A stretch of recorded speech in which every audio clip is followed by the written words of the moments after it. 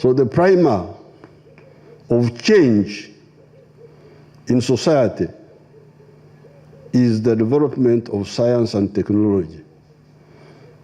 When science and technology develop, then there are concomitant changes in society. That's why the invention of fire 1.5 million years ago, because before that there was no fire.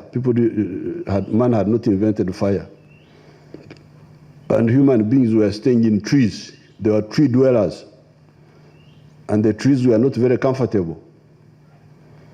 Because in the trees, the rain, the cold, the mosquitoes. But when man invented fire, he could now go into the caves. The caves were more comfortable than the trees.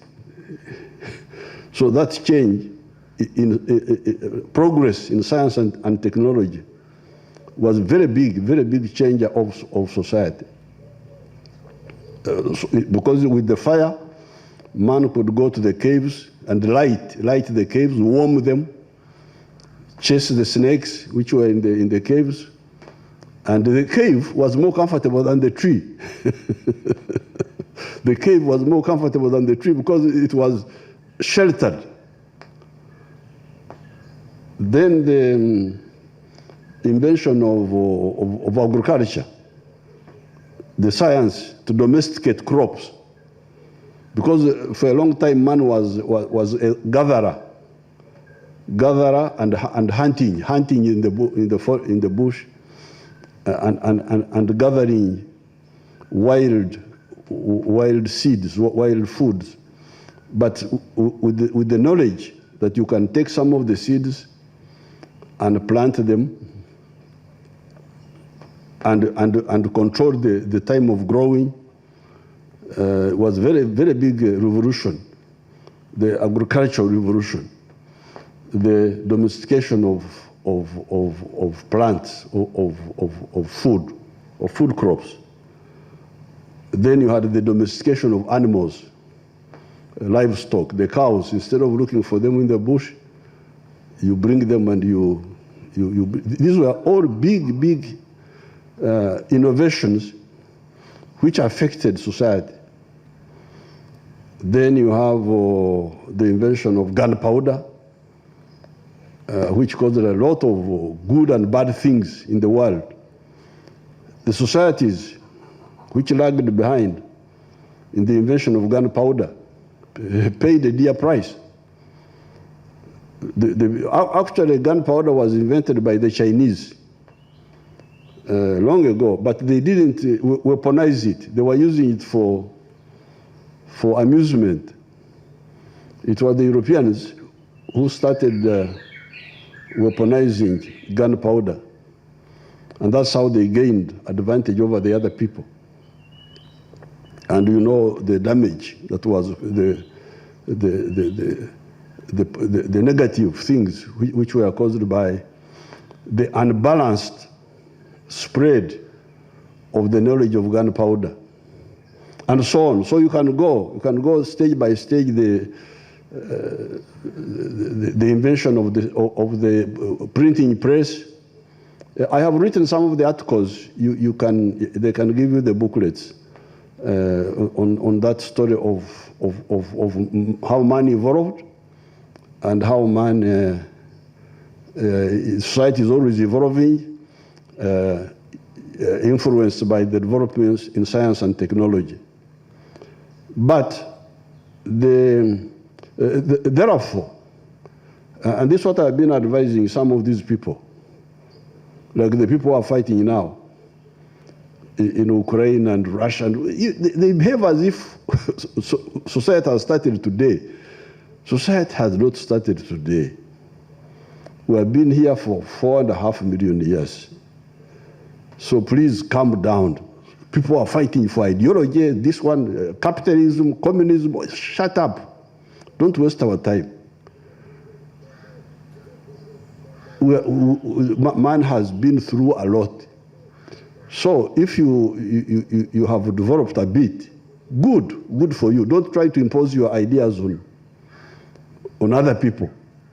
They will see and catch up also. And that's what I've been telling some of our people, our friends. They say, oh, the rise of China, that the rise of China is a problem. How is it a problem? Huh? They see it as a problem. The rise of China, they put it there. You are worried, you have got blood pressure? That China has come out of poverty? That India has come out of poverty? That Africa is coming out of poverty? There's something wrong with your analysis. They talk of strategic rival, that there is a strategic, there's a strategic rival. You have heard those descriptions.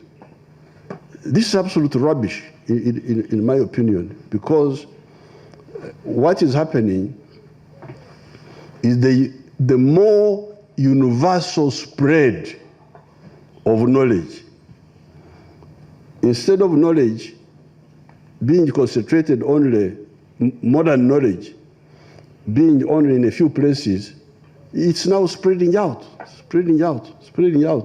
And this is good. Because if you go to 1970, prosperity, affluence was only in very few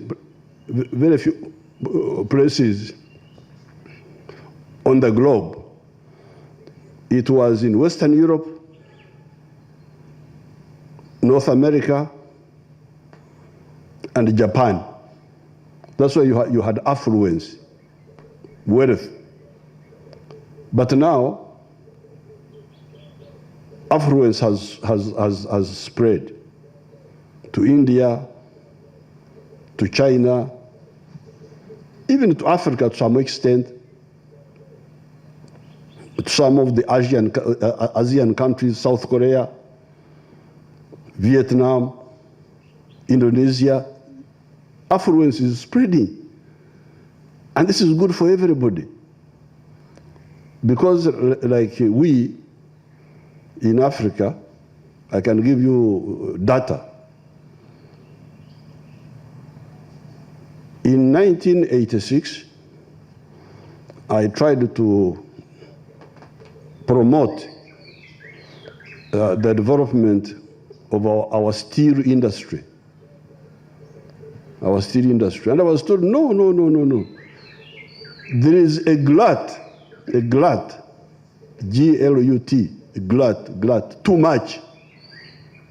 There's a glut of steel in the world. So don't bother. And it was true. That time, the price of a ton of steel was only $200. Why? Because people who were building good houses in the world were very few. That's why the price of steel was down. The price of copper had actually collapsed. Some of the countries which depended on copper had a lot of problems, like Zambia. The price was down. But when modernization started happening in China, in India, in Indonesia, in other places, the price of steel went to $900 a ton. Why? Because more people are building better houses, more permanent houses. They are building more dams in the world, which need steel. They are building the railways, the railway systems, which need steel. The price of copper went up. The price of cement went up. Why? Because of more spread of affluence. So therefore, the line of thinking of saying that when the whole world comes up, when the whole world becomes richer, that there is a problem for anybody must be treated with contempt. It should not waste our time. It's a wrong thinking, and it should be rejected. And I have told some of our friends that please stop this. Now about the politics, these are communists.